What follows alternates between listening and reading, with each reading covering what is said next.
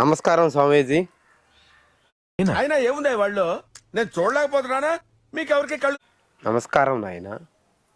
ఏం కావాలి? నాకు ఒక వరం కావాలి స్వామీజీ.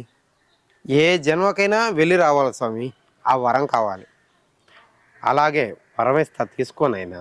మీకెందుకు రాలేదని సిగ్గుపడండి. సరే స్వామి, వెళ్ళొస్తాను. మంచిది నాయన, వెళ్ళిరా.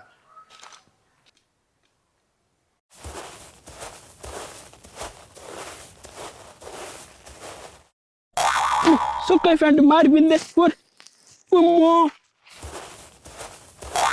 ఇది మళ్ళీ మారిపోయినానా?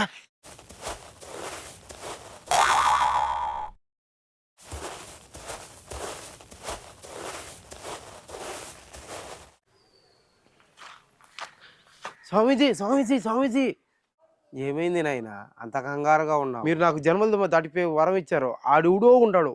ఓ తెలుసా, వాడికి ఇంతలా ఉన్నాడు. అది నేను కాదు, అది నువ్వేనాయనా. పోయిన జన్మలో నువ్వు అలా ఉన్నావు నాయన. ఆ జన్మలో నేనే వాడు. వాడు ఇబ్బలే ఉన్నాడు, ఎలావుగా పందున్నట్టున్నాడు. నీకు తెలుసా, నేను చూడెట్టున్నాను ఈ జన్మలో. వాడు ఇంత లావు ఉన్నాడు, నేను చూడెట్టున్నానా? అవును, ఆ లావుగా ఉండే అతను నువ్వే. ఆ జన్మలో నువ్వు మధ్యగా లావుగా ఉన్నావు, పందిలాగా కూడా ఉన్నావు అనుకో, నేను అనకూడదు.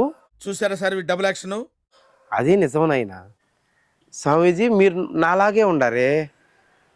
అవును స్వామీజీ గారు, నేను భవిష్యత్తులో ఎలా ఉంటాను?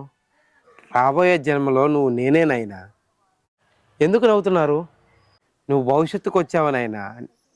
నీ మరో జన్మ ఈ సన్యాసి రూపమేనైనా. అవునా? నన్ను కలవాలంటే నీ కర్మ కాలిపోయి సగం జీవితం సంకనాగిపోయి పొజిషన్ క్రిటికల్ గా ఉంటే తప్ప నన్ను కలవలేవు. ఓ అమ్మా, అయితే నేను పోతున్నా.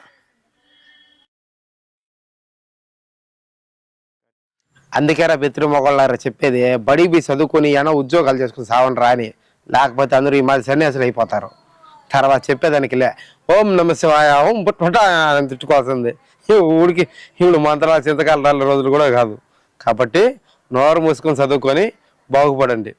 లేదనుకో ఓ పారెత్తుకొని పోయి తవ్వి 4 డబ్బులు సంపాదించుకోండి. అంతేగాని గాలి తిరిగినాడనుకో ఓం నమ శివాయ అని చెప్పుకోవడం తప్పి దేని పనికిరారు. ఉంటా.